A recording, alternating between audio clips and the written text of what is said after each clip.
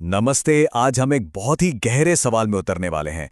क्या यूनिवर्स की शुरुआत और हजारों साल पुराने भारतीय दर्शन के बीच कोई कनेक्शन हो सकता है? आज हम एक ऐसी ही जबरदस्त यात्रा पर निकलने वाले हैं जो इन दो दुनियाओं को मिला देगी। चलिए शुरू करते हैं। सोचिए, एक ऐसी चीज जिसका कोई वर्णन ही नहीं हो सकता, उसे आप समझाएंगे कैसे? मतलब जो इन्फिनिट है, जिसका कोई रूप नहीं, कोई आकार नहीं, उसे शब्दों में बांधना कैसे मुमकिन है? हजारों साल मतलब हजारों साल तक इस पर मंथन करने के बाद भारत के ऋषियों को इसका जवाब मिला। और जानते हैं, जवाब किसी देवता की मूर्ति में नहीं मिला, बल्कि एक बहुत ही गहरे कॉन्सेप्ट में मिला। एक आइडिया जिसे उन्होंने नाम दिया शिव। शिव यानी एग्जिस्टेंस का वो लेवल जो हमारी समझ, हमारी कल्पना सबसे परे है। तो अगर हमें शिव को समझना है ना, तो सबसे पहले उस आइडिया को समझना होगा जिसका कोई फॉर्म ही नहीं है, जिसे कहा गया है नित्य, मतलब जो हमेशा से है, इटर्नल, और अचिंत्य, जिसके बारे में आप सोच भी नहीं सकते, अनइमेजिनेबल। इसी को महाशून्य भी कहा गया है। अब यहां एक बात समझना बहुत जरूरी है। ये महाशून्य का मतलब जीरो या नथिंगनेस नहीं है। नहीं, ये उस स्टेट की बात है जहां कोई ऑब्जर्वर ही नहीं है। सोचिए जरा, अगर किसी चीज को देखने वाला ही कोई ना हो, तो क्या उसके होने का कोई मतलब है? बस यही है महाशून्य का कॉन्सेप्ट। और देखिए, ये कोई नया आइडिया नहीं है। हजारों साल पहले यजुर्वेद में साफ साफ लिखा है, ना तस्य प्रतिमा अस्ति, मतलब उसकी कोई प्रतिमा नहीं है। जिसका कोई रूप ही नहीं, उसकी कोई इमेज या मूर्ति भला कैसे हो सकती है? ये श्लोक इसी फॉर्मलेस नेचर पर जोर देता है। तो फिर सवाल ये उठता है कि अगर ये कॉन्सेप्ट फॉर्मलेस है, निराकार है, तो उसे रिप्रेजेंट कैसे करें, उसे दिखाएं कैसे? और बस इसी जरूरत से जन्म हुआ उसके सबसे पावरफुल सिंबल का, शिवलिंग। देखिए, लिंग शब्द का संस्कृत में बहुत सीधा सा मतलब है प्रतीक या चिन्ह, अ सिंबल। तो शिवलिंग क्या हुआ? ये उस फॉर्मलेस एनर्जी का एक फिजिकल सिंबल है जो हर जगह है। ये उस कॉन्सेंट्रेटेड एनर्जी का प्रतीक है जिससे ये पूरा का पूरा यूनिवर्स बना है। और सबसे कमाल की बात तो यह है कि यह सिंबल सिर्फ भारत तक ही सीमित नहीं था।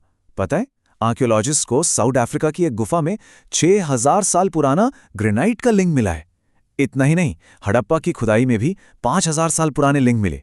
और ऐसे ही सिंबल्स एंशिएंट बेबीलोन, रोम और वियतनाम में भी मिले। मतलब ये एक ग्लोबल और कितना पुराना सिंबल है। तो वो जो निराकार फॉर्मलेस आइडिया था, उसे एक पर्सनैलिटी देने के लिए उसे कहानियों और मिथकों में ढाला गया। अब सवाल है, ऐसा किया क्यों गया? बहुत सिंपल, ताकि एक आम इंसान भी उस गहरे एब्स्ट्रैक्ट कॉन्सेप्ट से कनेक्ट कर सके, उससे जुड़ सके। और शिव का जो रूप हम देखते हैं, उसका हर एक पहलू एक गहरा मतलब रखता है। उनका नीला कंठ, ये दुनिया को बचाने के लिए पिया गया जहर है। सेल्फ सैक्रिफाइस का कितना पावरफुल सिंबल है। जटाओं से बहती गंगा, वो ज्ञान का, कॉन्शियसनेस का फ्लो है। वो तीसरा नेत्र, वो इनसाइट है जो सारे भ्रम, सारे ईगो को जलाकर राख कर सकता है। और गले में जो सांप है, वो टाइम के साइकिल और मौत के डर पर जीत का प्रतीक है। तो ये सिर्फ गहने या हथियार नहीं है, ये बहुत गहरी फिलोसॉफिकल बातें हैं। चलिए, अब बात करते हैं एक ऐसी असली फिजिकल जगह की जो मिथकों और कुछ हैरान कर देने वाली साइंटिफिक घटनाओं के बीच एक ब्रिज का काम करती है। और वो जगह है कैलाश पर्वत। इसकी हाइट है 21,778 फीट।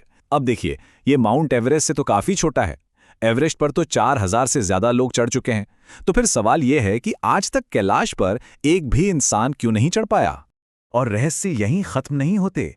कैलाश पर्वत नॉर्थ पोल से एग्जैक्टली 6666 किलोमीटर दूर है। अब ये दूरी अपने आप में एक मिस्ट्री है। क्या ये सिर्फ एक इत्तेफाक हो सकता है? लेकिन जो सबसे चौंकाने वाली बात है, वो कुछ और है। वहां गए लोगों और कुछ रिसर्चर्स का ये मानना है कि कैलाश के पास टाइम तेजी से चलता है। मतलब ऐसा कहा जाता है कि वहां 12 घंटे में बाल और नाखून उतने बढ़ जाते हैं जितने नॉर्मल जगहों पर 2 हफ्तों में बढ़ते हैं।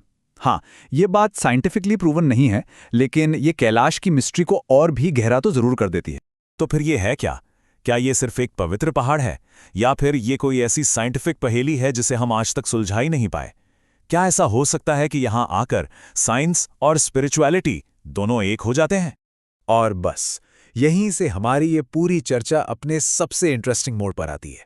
एक ऐसा मोड़ जहां हजारों साल पुराने आइडियाज आज के मॉडर्न फिजिक्स के सबसे बड़े प्रिंसिपल से सीधे सीधे जा मिलते हैं। और ये कनेक्शन आपको हैरान कर देगा। देखिए, पुराना दर्शन कहता है कि शिव वो कॉस्मिक एनर्जी है जो हर कण में है। और आज आइंस्टीन की मशहूर इक्वेशन E=mc² भी तो यही कहती है कि मैटर और एनर्जी एक ही सिक्के के दो पहलू हैं। है ना कमाल? फिर शिव का तांडव नृत्य, जो क्रिएशन और डिस्ट्रक्शन का सिंबल है, वो कहीं ना कहीं हमें बिग बैंग थ्योरी की याद दिलाता है, जहां एक सिंगल पॉइंट से एक महाविस्फोट हुआ और पूरा यूनिवर्स बन गया। क्या ये सिर्फ संयोग है? कॉस्मिक एनर्जी का ये कभी ना खत्म होने वाला डांस। और बस यही एक वजह है कि डांस करते हुए शिव यानी नटराज की एक मूर्ति स्विट्जरलैंड में सर्न, दुनिया की सबसे बड़ी पार्टिकल फिजिक्स लैब के ठीक सामने खड़ी है। सोचिए, वही जगह जहां आज के साइंटिस्ट यूनिवर्स के बनने के राज ढूंढ रहे हैं, उसके गेट पर नटराज की मूर्ति है। ये एंशिएंट फिलॉसफी और मॉडर्न साइंस का कितना अद्भुत संगम है। तो ये पूरी बात हमें एक बहुत बड़े सवाल पर लाकर छोड़ देती है।